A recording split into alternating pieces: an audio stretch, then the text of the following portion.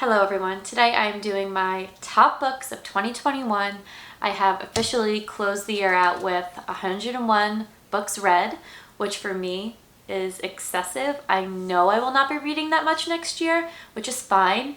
It just so happened that the first 6 months of 2021 I didn't have a full-time job, and now I do, and I have just a lot less time for reading.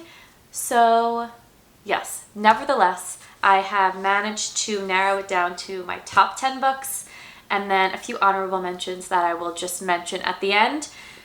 But you also might notice that I am in a new location.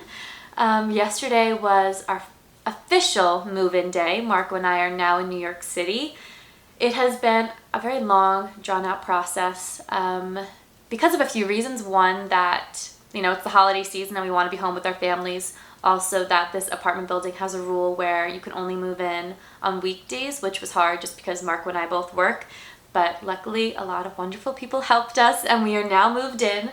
We have the essentials, a couch, a bed, and hopefully we'll be gathering the last few necessary things in the next few days. But it is very exciting. I know New York City is, it's tough right now with COVID. So Marco and I might just be like staying in this little apartment, but at least we feel like we've taken the step and we've moved out of our parents' houses, because I had been home for a very long time. And I loved living home, but I needed kind of that kick in the butt to take the next step. Okay, I am just rambling on about nothing. So I've also written down my favorite quote or two for each book, because I feel like the authors should speak for their own books, and sometimes I watch my videos back and I'm like, I did not sell that book hard enough. So I have a few quotes to share for each book as well. But let's get started with my first book. There are no particular order except for my last book or two. But first, we have Heartberries by Terese Marie Mailhot. So this is a teeny tiny memoir, and we're really exploring Terese Marie Mailhot's identity as an Indigenous woman, her vulnerabilities and insecurities and resentments in different relationships, and her, a lot of it is taken up with specifically one relationship with this man that she's kind of working through her own challenges, and she's really willing to interrogate her own problems and issues that she brought to the relationship, and not putting all the blame on him, but also recognizing that he wasn't the best guy. But it is spectacular. Her writing is so moving, so tender. I loved this book so much, and I actually read this with Steffi from Perks of Steph, and we both, it's super tiny, and I just sped through it, but I still think about these quotes all the time. I've written all these quotes down. I loved it, and I feel like you don't have to relate to an author's voice when they're writing a memoir, but it is really helpful just to connect to them. And I just felt so absorbed in her story and just wanting more, but also this little bit that we got, I just felt I really resonated with her story and her voice. I loved it, and also this cover is beautiful. I think about this book quite often, and here's a quote from her own voice. I have two, because there's so many beautiful lines in this book. First, I feel dormant watching you live fuller than I can. I worry I am a cavern. I've inherited my mother's hollow stomach. Beautiful. Then this is one of my favorite quotes from the whole book, when she's really interrogating her relationship with this man, and that she's kind of feeling insecure with, she feels like she's brought baggage or a lot of things to the relationship that she feels like he shouldn't have to handle. But if you love somebody, you're going to accept their burdens as your own and try to help. This is the quote. I was all points and sharp corners before I loved you. You don't appreciate that you've broken me. Lovers want to undo their partners. I feel unveiled and more work than you bargained for. I was unsure of the currency of men and unaware that losing myself would feel so physical. Guys, I think about that line all the time. And it is hard when you're in a partnership and feeling like life is just harder for you than the other person, that you're weighing them down with your own issues. And she really captured that. And I loved it. So that's book one. Then book two, I feel like I've talked about often and very recently, but I loved it. And that is Lent by Jo Walton. So I will tell you what it is about if you don't already know from watching my videos. It is about Girolamo Savonarola, a 15th century monk who lived in Florence at the time of the Medicis and the Borgia papacy, and he came into a lot of conflict with them because he was prophesizing and preaching very publicly and denouncing specifically the Borgia Pope and his entire family. and all the crazy shenanigans that happened during that papacy. So, this book has a lot of surprises in store, so I don't want to spoil anything, but it really brings 15th century Florence to life. If you've ever watched any of those Netflix documentaries or Netflix series, you really feel like you're taken in to Florence at that time, and everything feels so real and so vivid. And this book is like very disturbing and a little bit like dark and magical, because Jo Walton really brings like mysticism into Christianity. And Girolamo Savonarola was said to have, or he said, and his followers also said, that he had a lot of powers, that he had like this special line of communication with God, and he could see demons walking among us. And he specifically called out the Borgias and said that they were demons. But this was such a fun book. I was like so invested throughout. I was shocked a lot of times, and I just thought that Jo Walton like made this world so real, so engaging, and I just freaking love it. I mean, I would tell anyone to read this, but as you may know, I am a little bit obsessed with this time period and this history. It's one of my favorites to read about or to learn about. Like I mentioned before, I wrote a whole term paper on Lucrezia Borgia, the OG femme fatale, and is it fair that we get mad at her all the time? So, or that we use her as like the stain of infamy, when there was other things going on as well. So, besides the point, I loved this book. If you like history, if you like magic in your books, if you like a little bit of fantasy and history, they come together in this book, and I loved this book. So, because there are a lot of twists and turns in this book, the only quote that I can give you, as to not spoil anything, is, "He has always burned as long as he can remember." Okay, so that is Lent. Frickin' loved it. Then we have a very haunting book, which I don't recommend to everyone, but I loved it, and that would be The Vegetarian by Han Kang. So it is obviously incredibly popular, won the Man Booker International Prize. So this is about a woman who is really diminished in her relationship with men, with her family, specifically her husband, who really just sees her as like a puppet to serve him. And one night she has this horrific nightmare of blood and gore and violence, and the next morning wakes up and says she will no longer eat meat. And eventually this becomes more and more intense, and she renounces food in general, and her body starts to diminish itself, but at the same time her mind and her sense of self is growing stronger because of this. So I've read a lot of different reviews of this book, different thinkings on this book, and I know that I'm sure that I missed a lot of different ways to read this book, or just different layers of this book. On face value, it's like a feminist tale of her finally asserting herself and using her physical body and denouncing food as a way to do that. There are a lot of other ways to read this book, and I'm sure there are things that I missed, but from what I got from it, it completely blew my mind. The writing of this book is so smart and sometimes really, really subtle, but packs such a punch, and it's almost like quiet and creeping. It is very disturbing, like it does portray a really dramatic shift in a woman's mind, and really shows the effect of her, like what happens to her physical body, and that's really, really hard to read. But I also loved it. It's grotesque in a lot of ways, but it's so smart, and I loved it so much, and I really, really loved the ending, because this woman, our main character, who we also never hear from, we hear from the people around her, but this kind of coming of an understanding of different minds between her and her sister at the end of the book. Loved it. I would highly recommend this if you can read about the things I mentioned. Loved it. For Vegetarian, I have She's a Good Woman, he thought, the kind of woman whose goodness is oppressive. Loved it.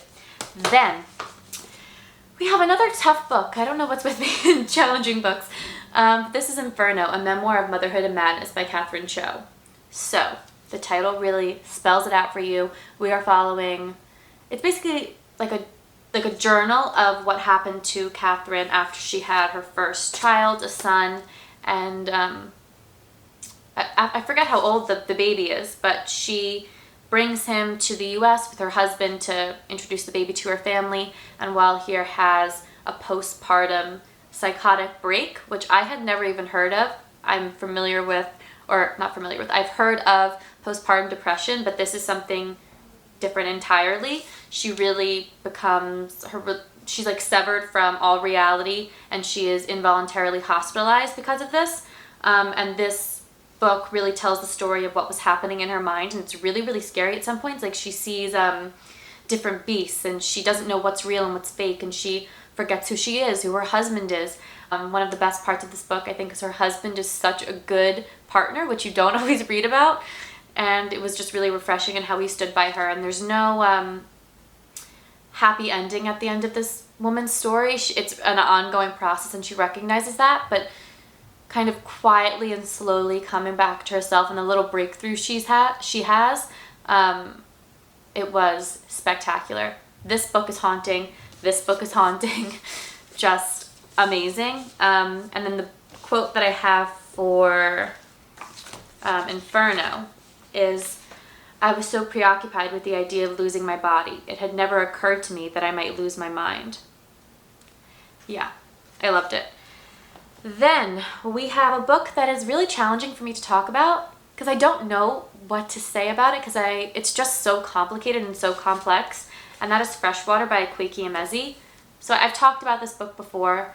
Akwaeke Emezi is extremely popular, and I absolutely love them. Right after this, because of how much I love this book, I read The Death of Vivek Oj and Dear Sinther in their memoir.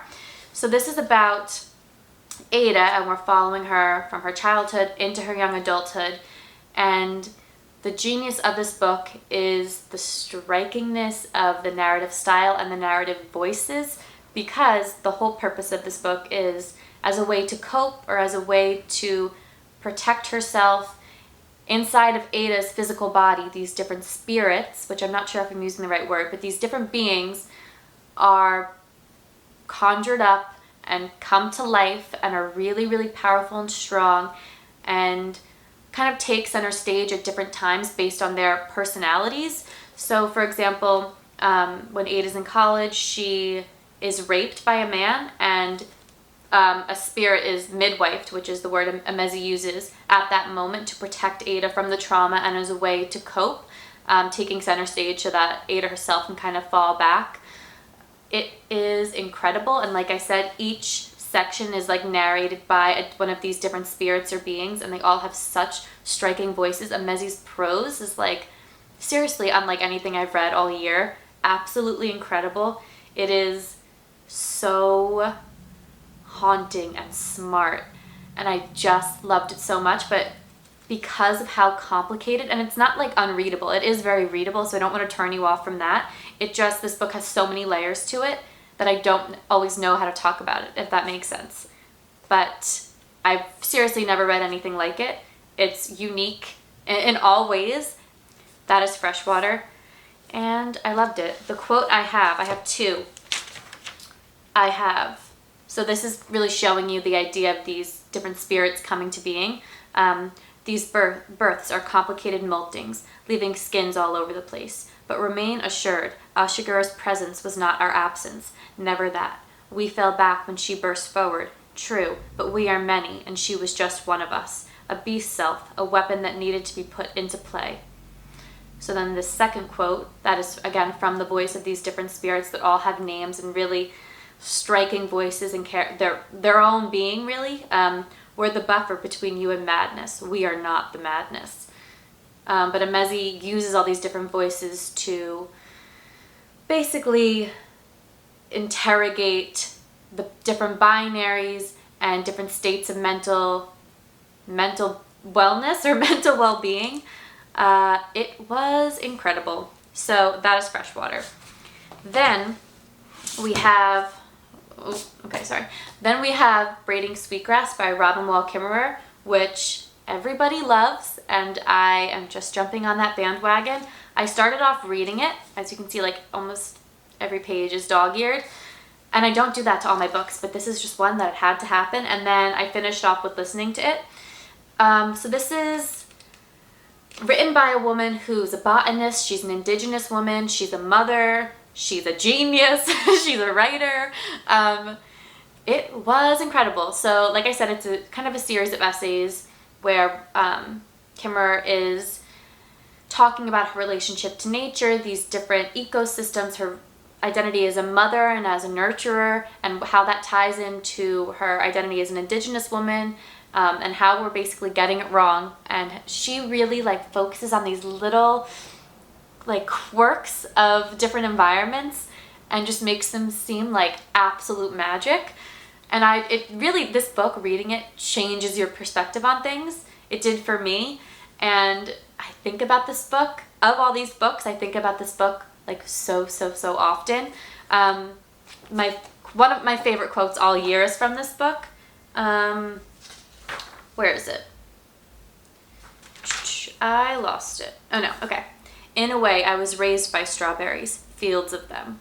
So that is just one quote out of an absolutely massive book with so many different essays. But this book is so full of wisdom and love and tenderness and compassion for people and for nature. And the writing is beautiful. Like, the beauty of the environments mirrors the beauty of the writing, mirrors the beauty of Kimmerer, and just her being. And oh my god, I loved it. Everyone should read this book, and I'm like gifting this to everyone I can think of. Then we get to an absolutely fantastic book, and that is Hidden Valley Road by Robert Kolker, Inside the Mind of an American Family.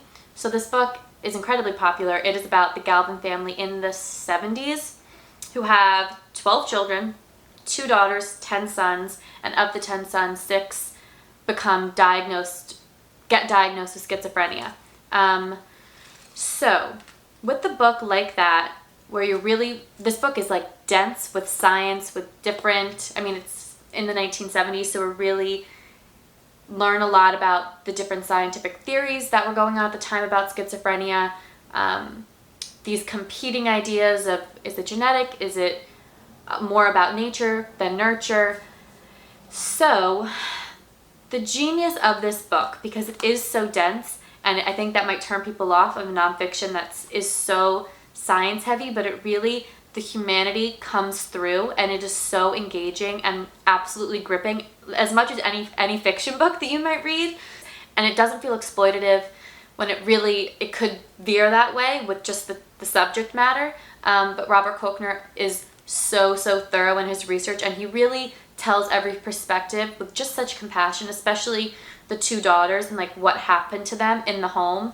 And Robert Kolker really brings you into the Galvin household. It's terrifying at some points, just the different dynamics of the house and how everybody was on edge and nobody felt safe, but also shows that like not a lot was known about schizophrenia at the time, and it still isn't in a lot of ways. So this book was just really important for me, like on a personal level, like just in my own family, and then also what I do for work. So I just feel so glad that I read this, and I would seriously recommend this to everyone. It is a very narrow look at the disease state, because we're following a middle-class family who had connections, who are white, that had resources. So that's not everyone's story with schizophrenia, but it is like a deep dive into this one family and tracing the different scientific theories at the time. And even that was engaging, which like, I'm not somebody who's going to go read about like scientific studies in the 1970s, but I was invested even in that. So if that tells you anything, you should read this book. I loved it, and I would reread this, even though it's pretty thick. So we are getting to they're not like my top 3, but they're kind of my top 3. Transcending Kingdom. Oh, I didn't do my quote. Shoot. Ignore that. Okay. Pretend you didn't hear that. Okay. Hidden Valley Road. My quote is, "But the Galverns were never an ordinary family. In the years when Donald was the first, most conspicuous case, 5 other Galvin brothers were quietly breaking down." Okay. We did it. Okay. Transcending Kingdom by Gyasi. So I read this book in my Reading the Women's Prize for Fiction shortlist video, and I didn't expect to love it as much as I did. This book, like, I don't even know, it just struck like a chord with me. I cried. I never cry from books. So we are following a PhD student named Gifty who studies, what does she study? Reward-seeking behavior and the neural circuits of depression and addiction. Because her brother overdosed when they were kids.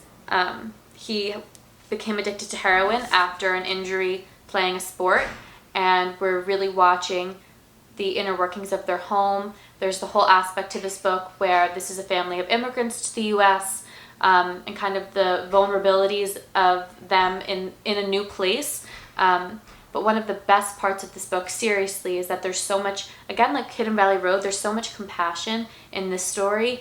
I think you can read a lot of books where addiction is a main part of it, and it just doesn't feel very compassionate and respectful. And this, because it's a family, and Gifty and her brother had so much love, that even when there are moments of resentfulness, Gifty is a young child, and the chaos of their home and how she lived in fear a lot of the time, and she couldn't understand her brother, that now she's dedicated her life to studying that kind of behavior and what that really meant. But again, I think my favorite part of this book is Gifty's relationship to her mother, and those, like, just those sentences really stayed with me, because watching her mother in so much grief, and how as the kid that can be really, really terrifying when you have to care for the parent. And I think Gyasi, how she really explores the nuances of that so well, and there's just a lot of grace packed into this book. And there also is the whole other aspect of this book where her mother is extremely religious, and Gifty has kind of severed herself from that part of her childhood and of her life and has dedicated herself to science. But then there are these different, like, pulls that she has to her old life and to her mother's religion, and kind of trying to find her way in between the two, and eventually coming to the decision that she doesn't have to renounce one to feel justified in her belief in the other. She can have both science and religion in her life, and kind of living between those two things. So this book is, like, very special to me, I would say. It's just a very special book to me. So, and some of my favorite quotes of the year are from Transcending Kingdom. If I could just find them. Okay. This is one of my favorites. In those just the two of us years after my return from Ghana, I had studied her face for any sign of collapse, trying to make myself an expert on the shades of sadness I recognized in her eyes. So that's Gifty really studying her mother, and again, just there's so much love in this book, and sadness, and One other quote that really shows the different themes of religion and science, and how Gifty is trying to figure out her identity between the two. And though I hadn't worked out how I felt about the Christianity of my childhood, I did know how I felt about my mother. Her devotion, her faith, they moved me. I was protective of her right to find comfort in whatever way she saw fit. So you don't have to have answers to it all. And I just feel like this book, I loved it. Yeah, I don't know what else to say. Okay, then my last two books should be no surprise. If you've watched any of my videos, you should know that Piranesi has got to be in my top two, by Susanna Clarke. This book is also dear to my heart. It's beautiful. It is about a man named Piranesi who spends his days studying this house that he is in, that is kind of full of different statues and halls where there's oceans, and he looks outside and sees celestial objects, and he spends his days cataloging these different curiosities and investigating these different different tides and seasons. So the actual setting of this book made me fall in love with it, but Piranesi himself kind of sustained that love, and that's why I talk about this book so much.